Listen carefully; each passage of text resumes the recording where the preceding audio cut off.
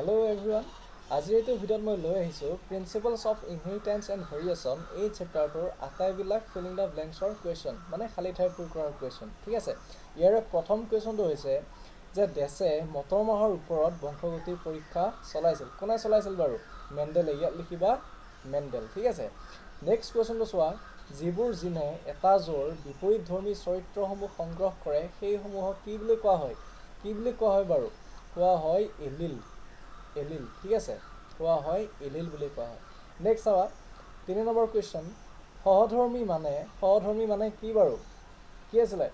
হোমোজাইগাছ ঠিক আছে। তোমালোকেতো জানা হোমো আৰু হেটেৰো, জানানে চবে? হোমো আৰু হেটেৰো অৰ্থাৎ সহধৰ্মী মানে হৈছে কি? হোমোজাইগাছ ঠিক আছে। নেক্সট চাবা আৰু বিপৰীতধৰ্মী মানে হৈছে হেটেৰোজাইগাছ। নেক্সট চাবা ইয়াত হ'ব তোমালোকৰ হোমো। এযোৰ বিষমধৰ্মী কাৰকৰ সৈতে যুক্ত কাৰকটোক কি বুলি কোৱা হয়? কোৱা হয় প্ৰভাৱী। কোৱা হয় প্ৰভাৱী ঠিক আছে, প্ৰভাৱী বুলি কোৱা হয়।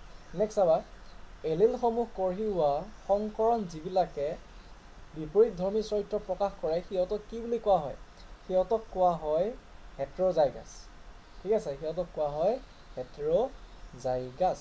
নেক্সট চাবা, স্পষ্ট ঠিক আছে, ডিস্ক্ৰিট স্পষ্ট এককবোৰে যিসমূহ চৰিত্ৰ নিয়ন্ত্ৰণ কৰে সেইসমূহক কি বুলি কোৱা হয়?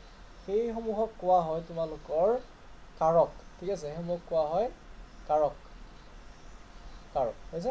নেক্সট চাবা, ক্ৰমজমসমূহক কোৱা হয় ডেছ। কি বুলি কোৱা হয় বাৰু? এইটো কোৱা হয় কি আছিলে? কি বডি আছিলে?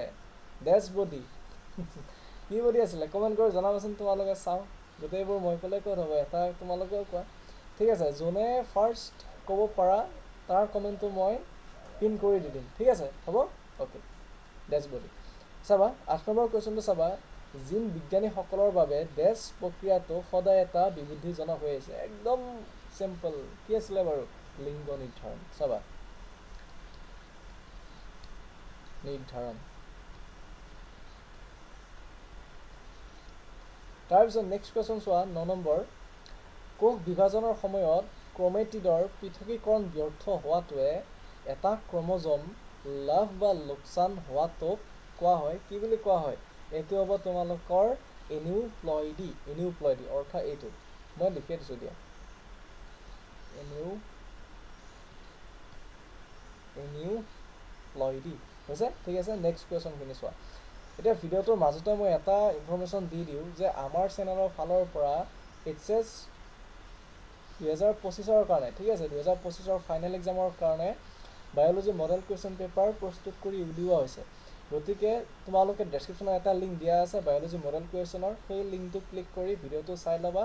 যদি তোমালোকে মডেল কুৱেশ্যন পেপাৰ ল'ব বিচাৰা, যে এনেকুৱা ভাবা যে আমি পূৰা থিয়ৰী পেপাৰখনত কিমান থাকে তোমালোকৰ 70, গতিকে 70ৰ ভিতৰত যদি 60+ মাৰ্কছ স্ক'ৰ কৰিব বিচাৰিছা, গতিকে তেনেহ'লে তোমালোকে কি কৰিবা, মডেল কুৱেশ্যন পেপাৰখন ল'ব পাৰা। আৰু এই মডেল কুৱেশ্যন পেপাৰৰ গোটেই ৰিভিউটো মানে তাত কেনেকুৱা টাইপৰ কুৱেশ্যন আছে সকলোবোৰ সেই ভিডিঅ'টো দিয়া আছে, গতিকে ডেছক্ৰিপশ্যনত থকা লিংকটো ক্লিক কৰি তোমালোকে চাই ল'বা ঠিক আছে। এতিয়া আহা আকৌ আমাৰ টপিকৰ মাজলৈ। চোৱা এইকেইটা চাবা, মেণ্ডেলীয় সংকৰণ মেণ্ডেলিয়ান ক্ৰছ পৰীক্ষাত প্ৰথম সংকৰজনীক কি বুলি কোৱা হয়? F1 ঠিক আছে, ফাৰ্ষ্ট জেনেৰেশ্যন মানে F1 উত্তৰ দিয়া আছে। চাবা, গ্ৰেগৰ মেণ্ডেলে সংকৰণ পৰীক্ষাত গ্ৰেগৰ মেণ্ডেলে সংকৰণ পৰীক্ষা কৰিছিল ডেছত। কিহত কৰিছিল বাৰু? কি প্লেণ্টৰ ওপৰত? মটৰ মাহ ঠিক আছে, মটৰ প্লেণ্ট। নেক্সট চাবা, বিষমযুতক মানে কি আছিলে? হেটেৰোজাইগাছ ঠিক আছে। পিতৃয়ে ডেছ প্ৰকাৰৰ জননকোষ উৎপাদন কৰে। কিমানটা টাইপৰ? 2 টাইপৰ ঠিক আছে, 2 ধৰণৰ। নেক্সট চাবা, যিবিলাক বিপৰীত চৰিত্ৰৰ জিনে জোৰা পাতে সেইবিলাকক কি বুলি কোৱা হয়? এলিল বুলি কোৱা হয়। এলিল বুলি কোৱা হয়। নেক্সট চাবা, মেণ্ডেলিক কাৰকসমূহক বৰ্তমান কি বুলি কোৱা হয়? এইটো অবভিয়াছলি জিন বুলি কোৱা হয়, জিন।